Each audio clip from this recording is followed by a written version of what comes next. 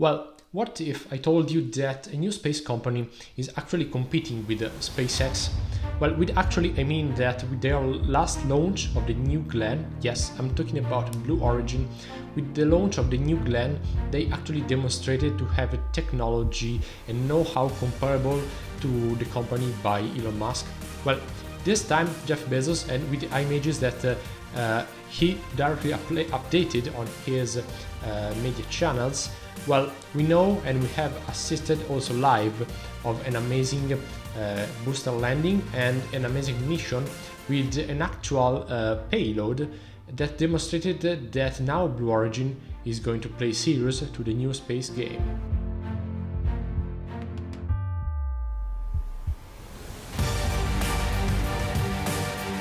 Well, and with serious playing, I mean that the New Glenn successfully launched on November the 13th, 2025 from Cape Canaveral, particularly from the Space Force Station Launch Complex 36, carrying a pair of Escapade spacecraft, particularly satellites.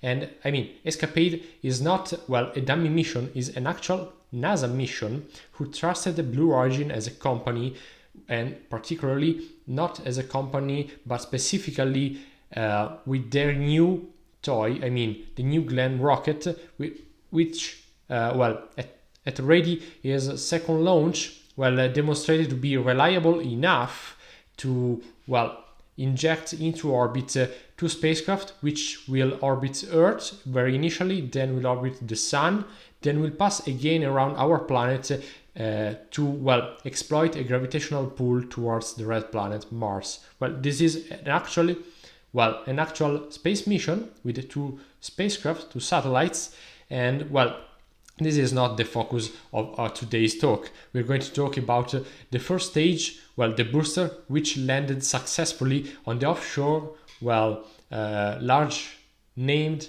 Jacklyn, which is the first successful booster landing for the company. And the launch itself was delayed a couple of times by NASA itself due to the adverse wind conditions, which also worried the agency itself, in the meaning that they were worried about the payload from their very first interest. And then also Blue Origin delayed the launch some time and successfully launched on November the 13th. But why is this launch so important? It's the second flight of the rocket as a system, and the first time the booster was not successfully recovered. So this marks a milestone by the company, and it's particularly important because if we compare the path to the success of SpaceX, they reached this significant milestone much faster than their competitor.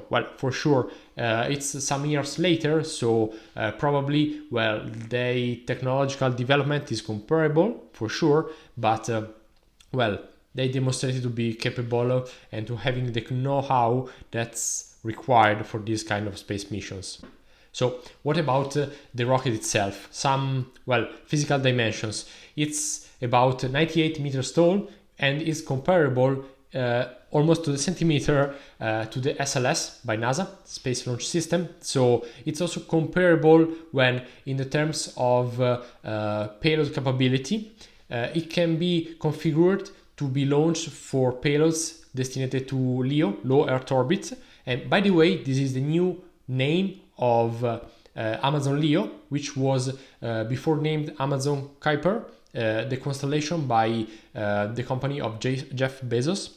And so the payload capability in low Earth orbit is around 45 tons and something less like 13 tons for the orbit, which are destined to inject in geostationary orbit. So pretty much a decent capability in terms of metric tons, so mass that can be put into orbit. For sure, it's not comparable to Starship, which is much bigger, but it's more comparable something like the Ariane 6 or something like that. So it's a very interesting launch category also for the future missions on the commercial side for sure. So it's something that we should keep an eye on. Staying on the technical side, well, we can keep talking about the propulsion system, which is made up of 7 BE4 rocket engines, which are the ones powering the rocket booster, with the central 3 are actually the ones capable of gimbaling around, so they can, well, vector force the whole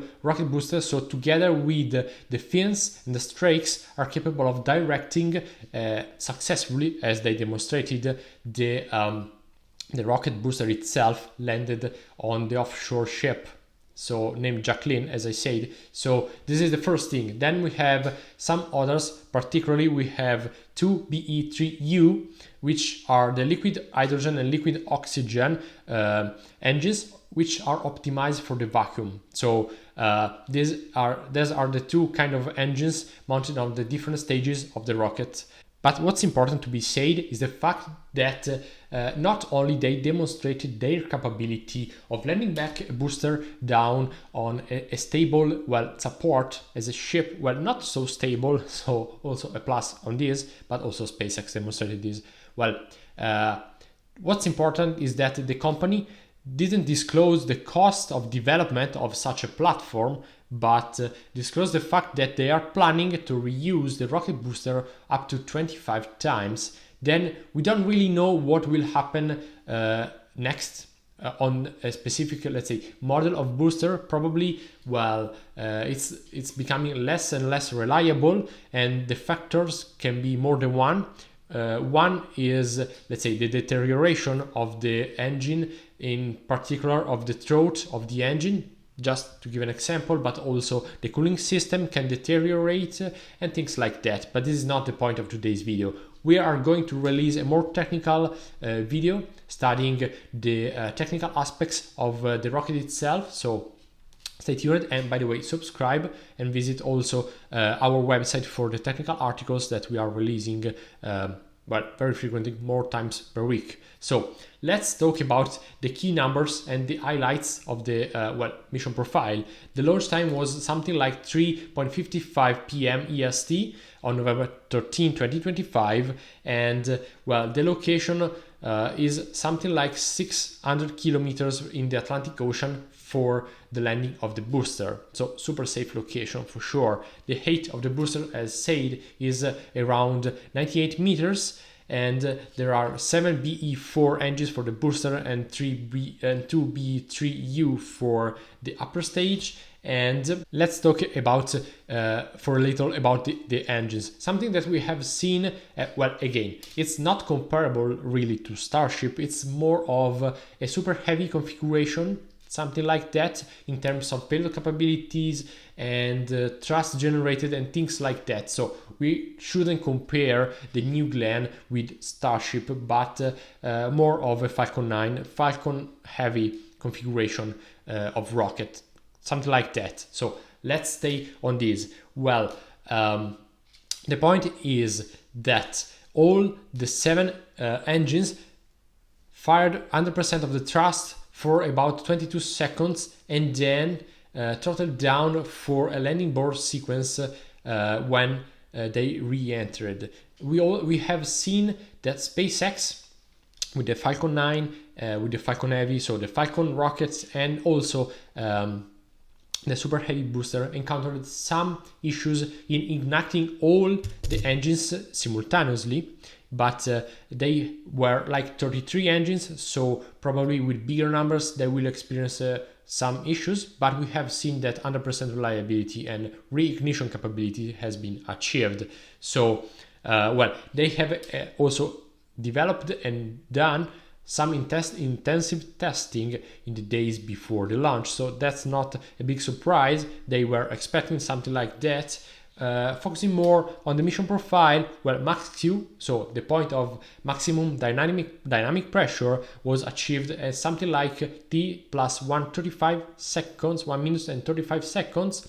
Then they had the main engine cutoff and something like 3 minutes and 5 seconds, and then the stage separation ends at 3 minutes and 9 seconds. So for sure, for the more nerds out there, they didn't have well, staging, what Starship has got us used to. But well, it's just the beginning. Probably they are not aiming to this. It's just an efficiency maneuver, but less spectacular. So if you're wondering, they didn't perform enough staging.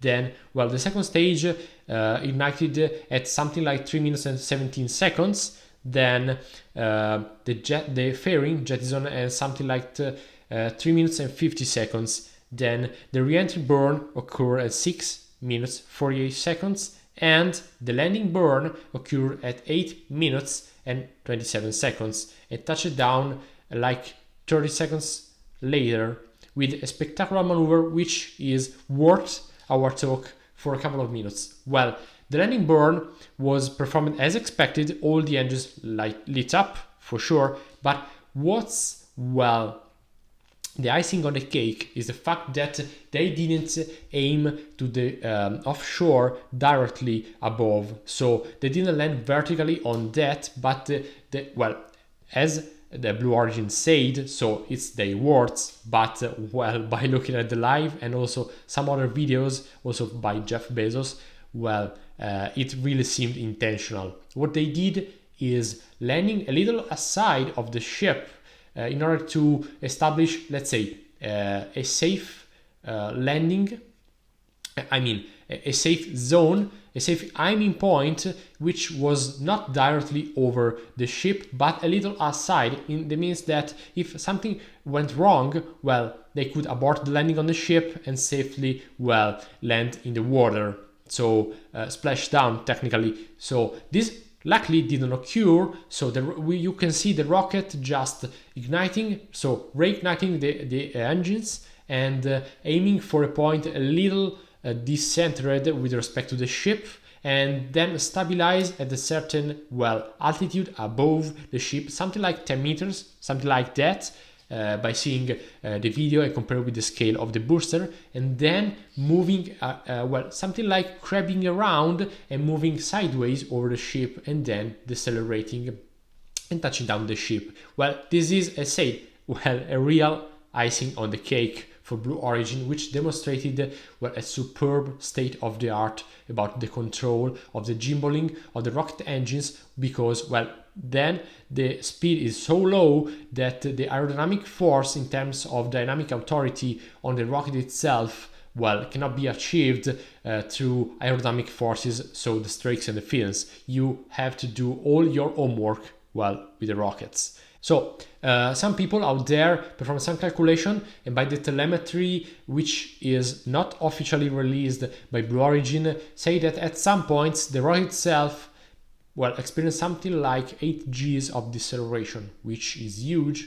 Well, it's not the highest ever experienced. We have seen on other also commercial flights unmanned for sure 10 Gs, something like that. Well, that's not really a big problem because the structure demonstrated to be very reliable. Again, we don't have to compare with the dimensions of Starships, but, well, it's another class of rocket, and they demonstrated to be super reliable. So it's also an achievement under this point of view. So, well, I think that we all have seen and assisted to a great show by Blue Origin. This is for sure at the beginning of the new era for the company, and also for the competition of the two main companies of the US and now, well, globally. We'll see if Europe will get out of, well, their sleep, because it's, well, the payload capability, the rocket itself, in terms of object that can be put into orbit, is comparable to an Ariane 6, so we'll see. But for sure, Sean Duffy, NASA administrator, well, congratulated with the Blue Origin company, because they demonstrated to be really on the forefront of the space competition, this new kind of competition. So we're gonna see if they will land also humans on the moon through the space systems. We are here to see. And, well, that's all for today. I hope that you enjoyed this talk. It's kind of a new well, format. I hope you like it. Let me know by subscribing, liking this video and visiting our website. Thanks, and see you next time.